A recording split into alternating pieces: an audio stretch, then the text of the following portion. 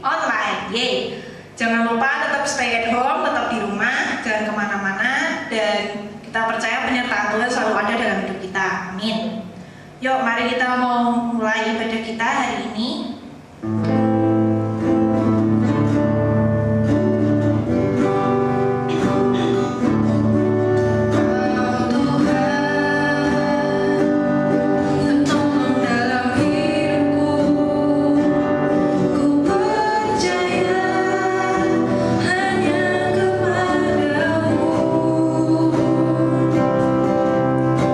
Kau pegang tanganku dan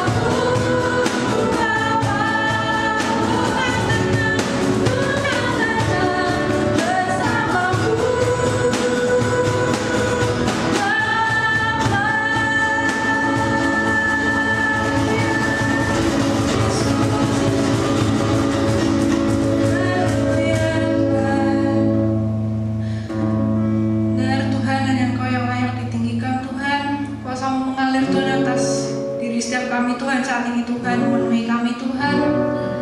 Di saat kami datang menyembah Engkau, memuji memuliakan nama-Mu.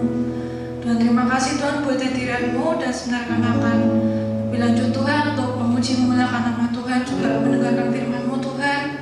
Biarlah nama-Mu disenangkan lewat ibadah kami, dan biarlah Engkau bertahta atas puji-pujian kami Tuhan. Terima kasih Tuhan Yesus, sertai jalannya ibadah hari ini Tuhan, dan dari awal pertengahan hingga akhirnya, dalam nama Tuhan Yesus Kristus. Haleluya, amin.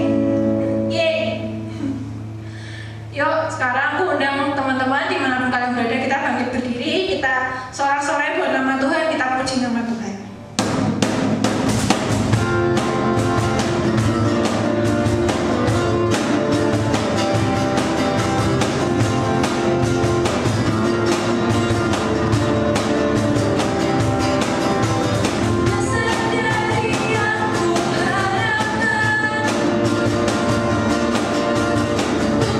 Dari segala yang tak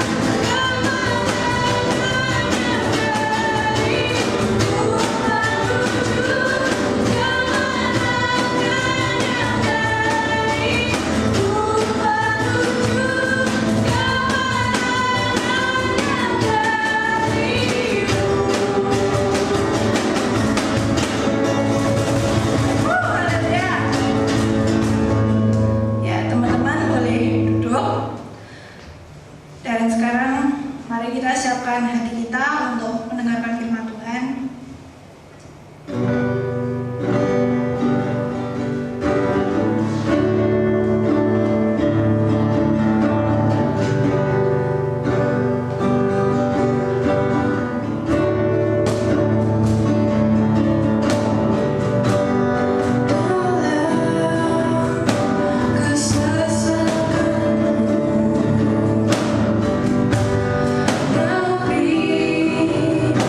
kedamaianmu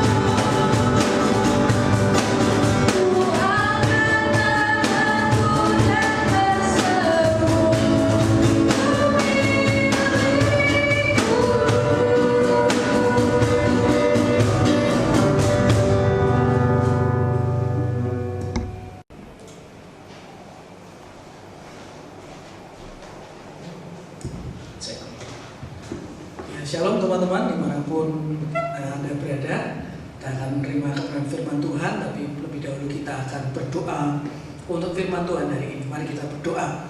Terima kasih Tuhan, kami bersyukur hari ini Tuhan beri kami kesempatan untuk bisa kembali beribadah, memuji dan membesarkan akan nama-Mu, dan sebentar kami mohon terima berkat firman-Mu.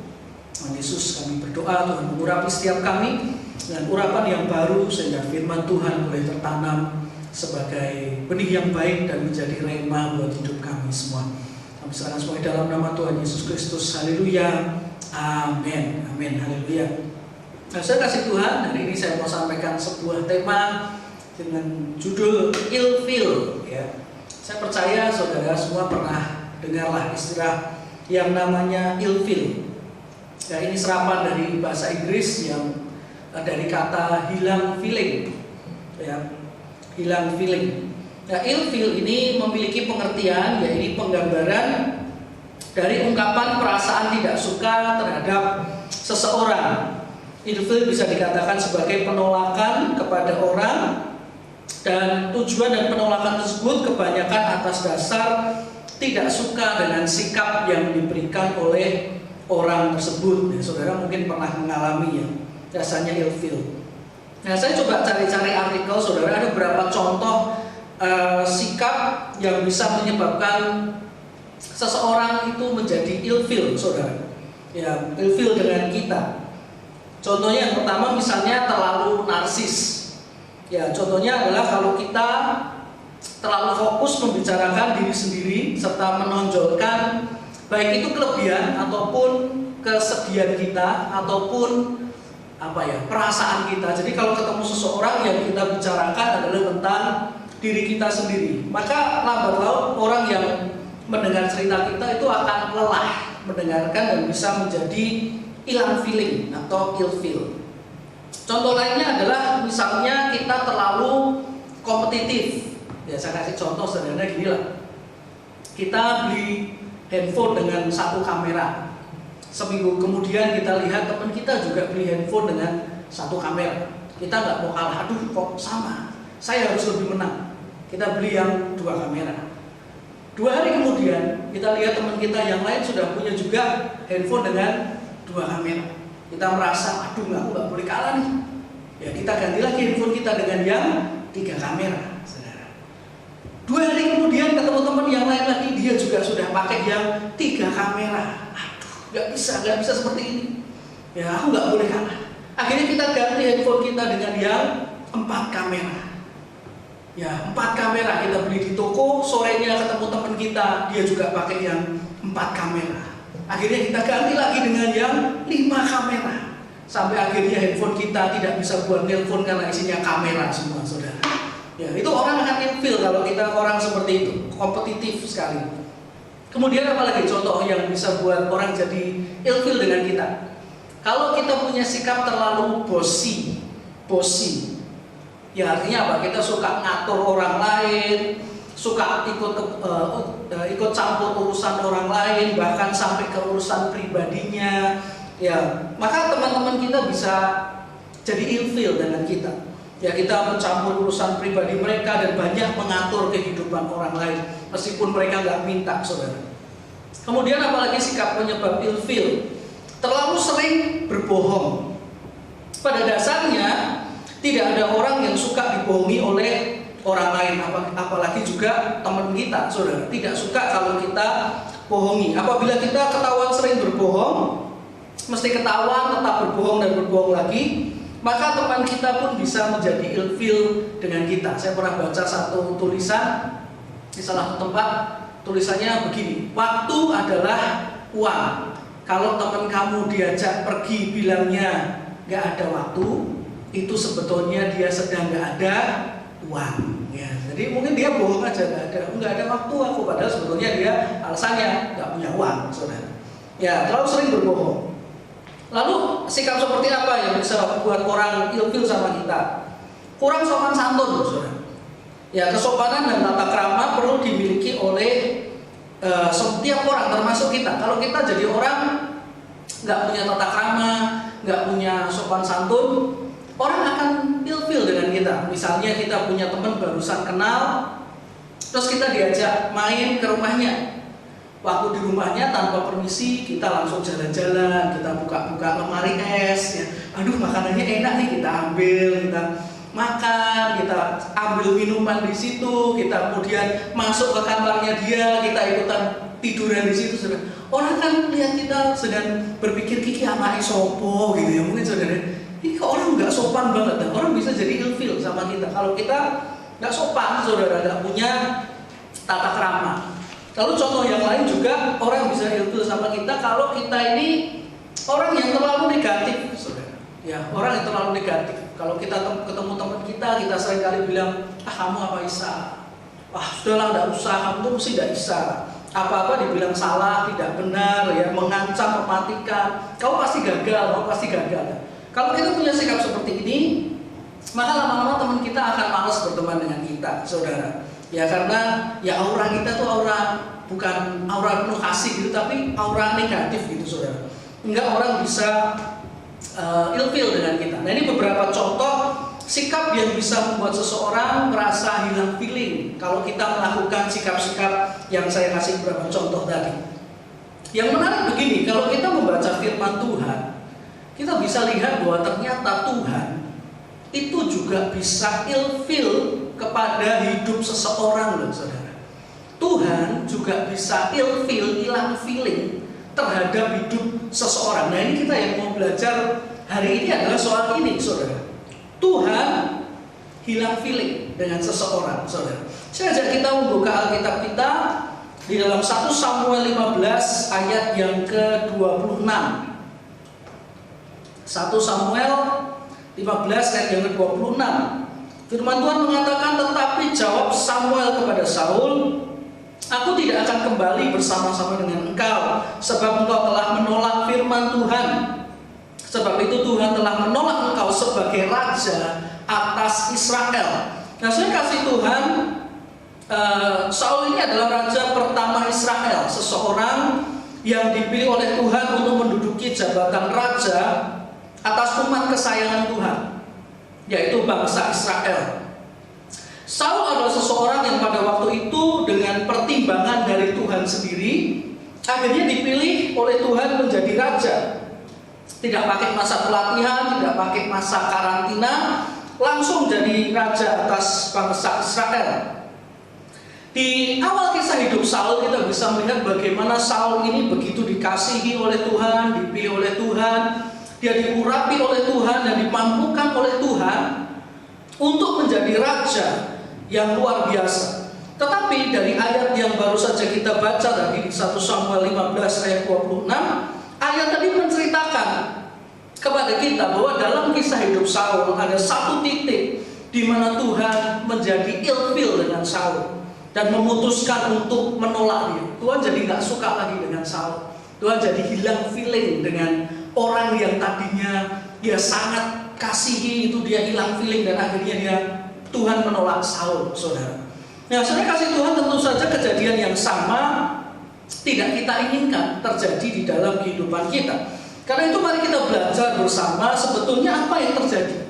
What happened gitu ya. Sampai Tuhan bisa jadi ilfil dengan Saul. Padahal Saul ini dipilih oleh Tuhan sendiri. Tetapi akhirnya Tuhan jadi ilfil dengan orang ini. Kenapa, saudara? Apa yang terjadi? Ternyata kalau kita belajar tentang hidup Saul, kita bisa menemukan ada beberapa sikap yang menyebabkan, yang akhirnya menyebabkan Tuhan menjadi ilfil dengan si Saul, saudara. Dan sikap seperti apa yang bisa membuat Tuhan itu akhirnya ilfil dengan Saul? Saya menemukan paling tidak ada dua sikap di sini. Yang pertama adalah Saul itu adalah anak Tuhan yang cuek dengan Tuhan, saudara. Saul itu adalah anak Tuhan yang nggak peduli dengan Tuhan. Kalau kita membaca kisah hidup Saul, kita bisa melihat Saul ini punya sikap cuek sekali, tidak peduli dengan Tuhan. Di mana sikap tidak peduli itu termasuk dua hal ini, ya dibagi dalam dua hal yang saya temukan. Yang pertama adalah sikap tidak mengutamakan membangun hubungan dengan Tuhan, saudara. Ya, Saul ini tidak mengutamakan membangun hubungan dengan Tuhan. Saya ajak kita baca satu ayat di 1 Samuel 10 ayat yang ke-10. 1 Samuel 10 ayat yang ke-10 firman Tuhan berkata, ketika mereka sampai di Gibea. Dari sana maka bertemulah ia dengan serombongan nabi. Roh Allah berkuasa atasnya dan Saul turut kepenuhan seperti nabi di tengah-tengah mereka.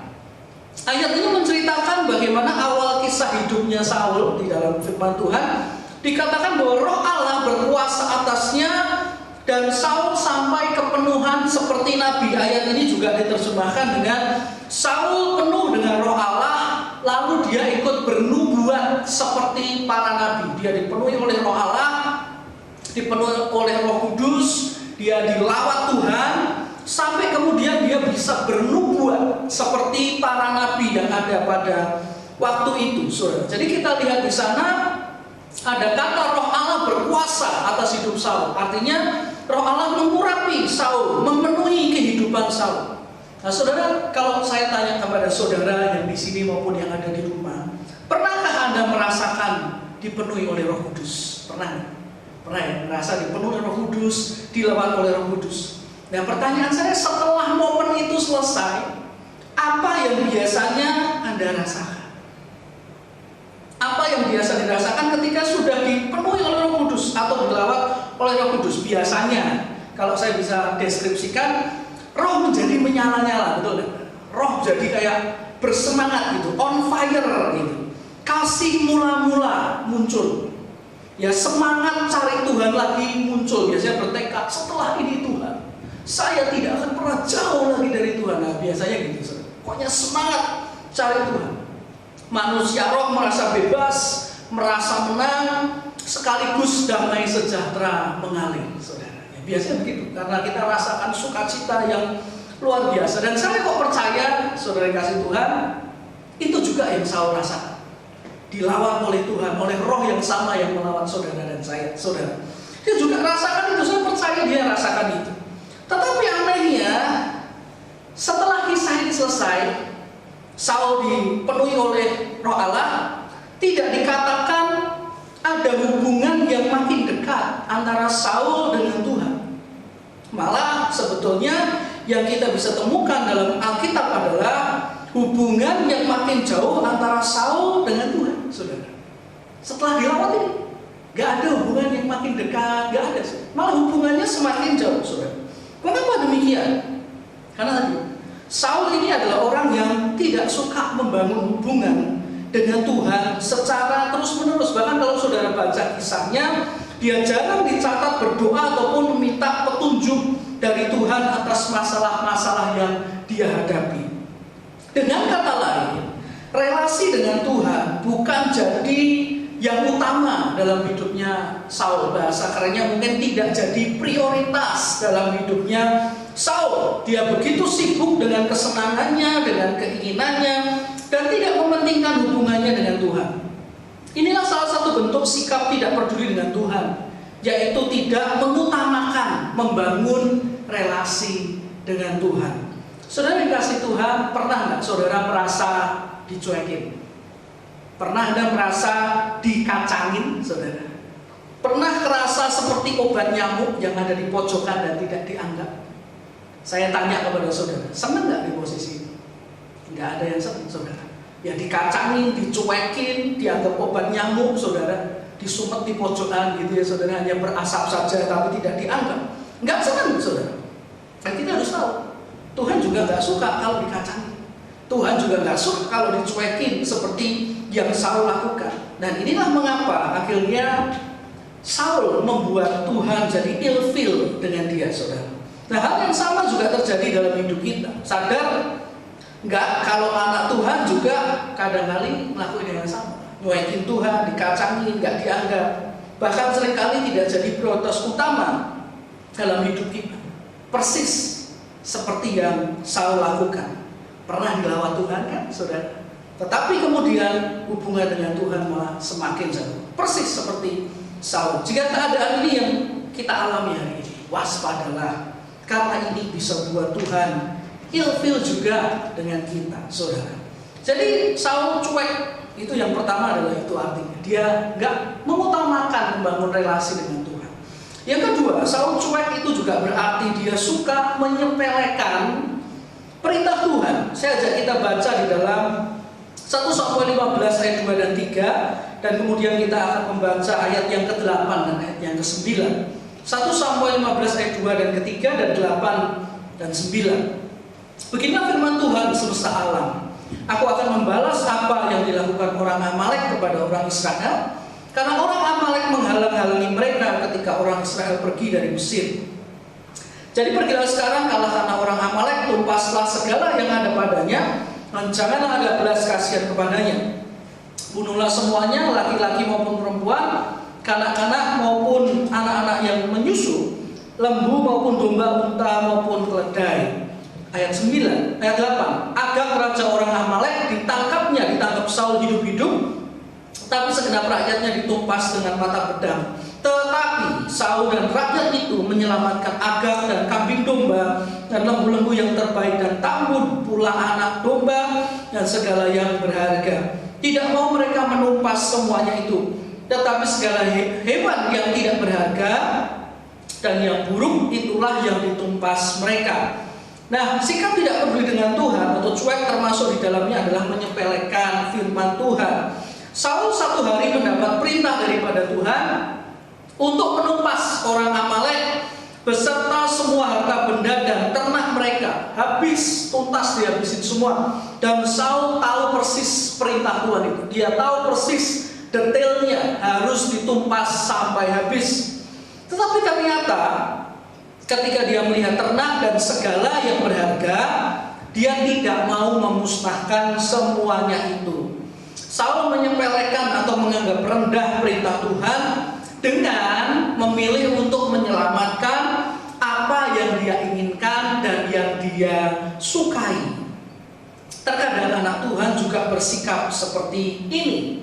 Meskipun mereka tahu perintah Tuhan, tetapi bisa jadi ketika anak-anak Tuhan diperhadapkan antara perintah Tuhan dengan yang namanya kesenangan dan keinginan hatinya, bisa jadi kemudian lupa terhadap perintah Tuhan dan memilih untuk mengabaikan dan memilih untuk melanggar perintah Tuhan demi kesenangan dirinya sendiri.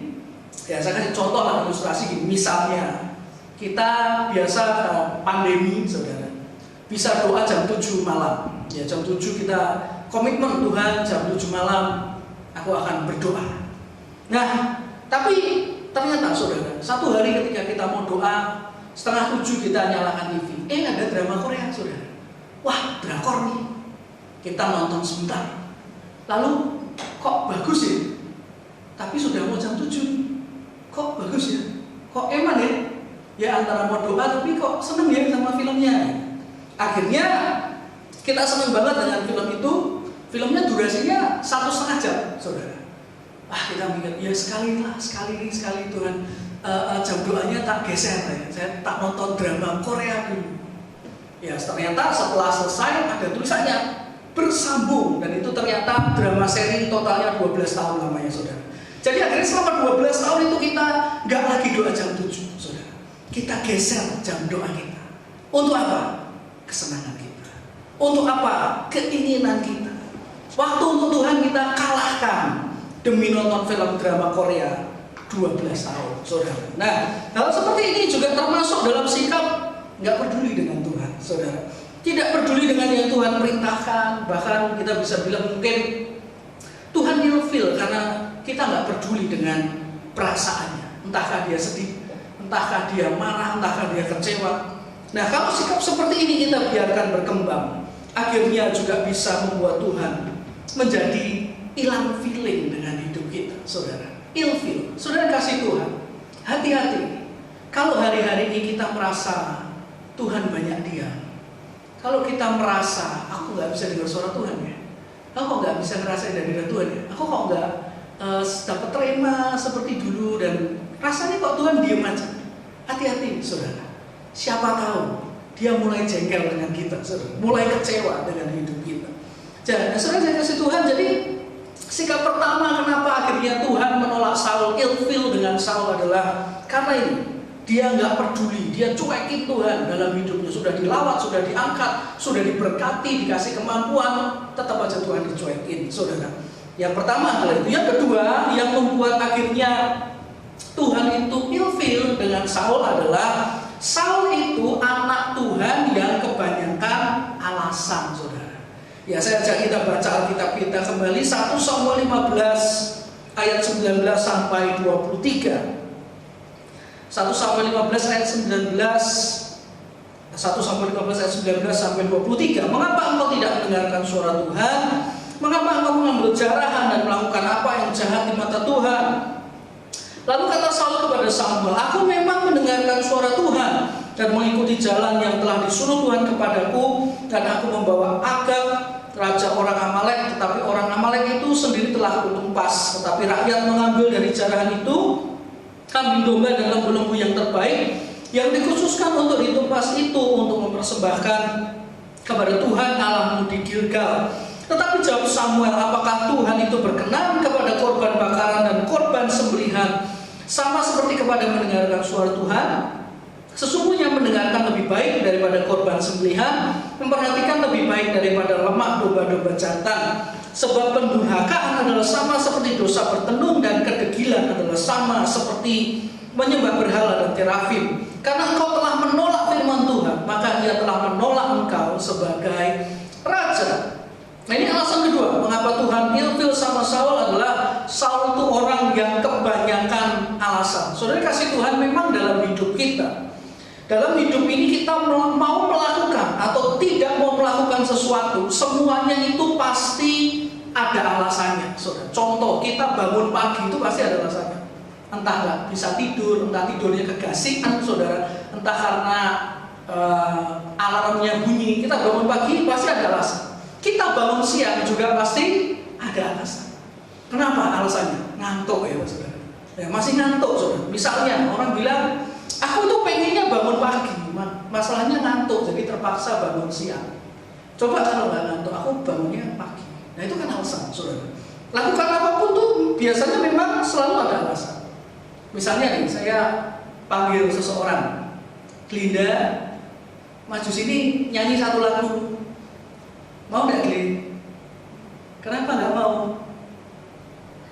Malu, saudara. Ya kan? Dia nggak mau maju, kenapa? Malu. Kalau Vivin mungkin mau maju. Oh, nggak juga. Ya, lakukan sesuatu atau nggak lakukan sesuatu itu mesti ada alasannya, saudara. Masalahnya, ketika anak Tuhan kebanyakan alasan, bukan untuk hal yang baik, tetapi kebanyakan alasan untuk tidak ikut perintah Tuhan, kebanyakan alasan buat menunda bertobat, kebanyakan alasan untuk hidup sesuai dengan keinginannya sendiri, ya itu membuat Tuhan jadi ilfil. Kenapa? Karena coba kita bayangkan, Dia itu kan maha tahu kan? Namanya juga Tuhan yang maha kuasa, maha tahu.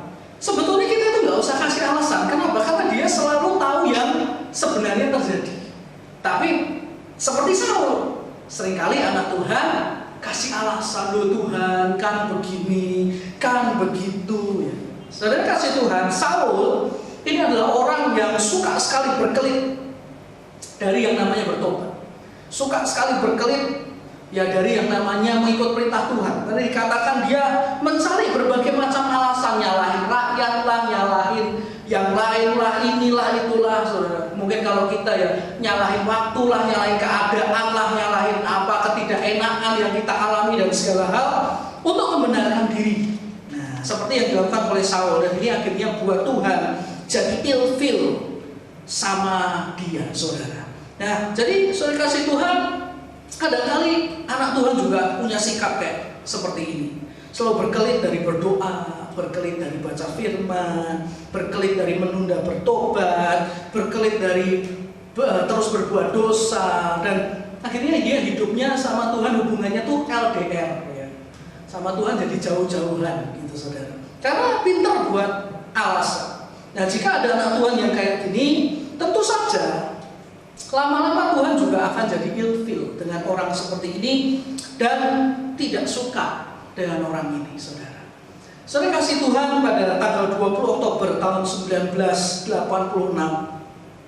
ada sebuah pesawat komersil di pesawat Rusia yang namanya adalah Aeroflot Flight nomor penerbangan 6502. Ini sedang terbang dari satu kota yang namanya Sverdlovsk ke Grozny, kok susah banget ya namanya bahasa Rusia saudara. Ya, sedang terbang. Ini mengangkut 94 penumpang dan beberapa kru di dalamnya. Ketika sudah mau mendarat, tiba-tiba saudara mungkin pilot dan kopilotnya yang sedang mengendalikan pesawat itu mungkin iseng dan merasa bosan. Jadi mereka buat taruhan. Pilotnya berkata kepada kopilot, kita taruhan ya. Bosan nih taruhan. Taruhan apa kata kopilot? Saya bisa mendaratkan pesawat ini dengan mata tertutup. Kopilotnya bilang, oke, kalau kamu merasa mampu, oke, kita taruhan. Jadi mereka akhirnya taruhan. Itu kalau saudara lihat pesawat, kebanyakan ada jendela ya buat kokpit, pilot dan kopilot. Itu jendela ditutup. Ya, jendela ditutup. Lalu arahan dari menara pengawas nggak didengerin, saudara. Jadi betul-betul cuma mendarat dengan mengandalkan feeling si pilot. Ya, nggak kelihatan landasan, nggak kelihatan apa, cuma dia kira-kira aja. Ini paling segini. Dan apa yang terjadi? Pesawat itu akhirnya menghantam landasan dengan kecepatan 280 km per jam. Ya, ketika menghantam begitu keras, roda pendaratan terhenti. Kemudian pesawat itu melompat keluar dari lintasan. Sayap kanannya robek, yang kiri patah setengah, bahan bakarnya tumpah di landasan, dan pesawat ini mendarat dalam posisi terbalik. Anda bisa bayangkan kayak kartun banget. Jadi mendaratnya di gas. Dan akhirnya saudara yang dicatat adalah lebih dari 80 orang yang ada di situ mati, saudara. Ya, kalau tanya kecelakaan ini alasannya apa? Bosan, guyon, taruhan. Saudara. Cuman itu aja. Yang mati di atas 85 orang, saudara.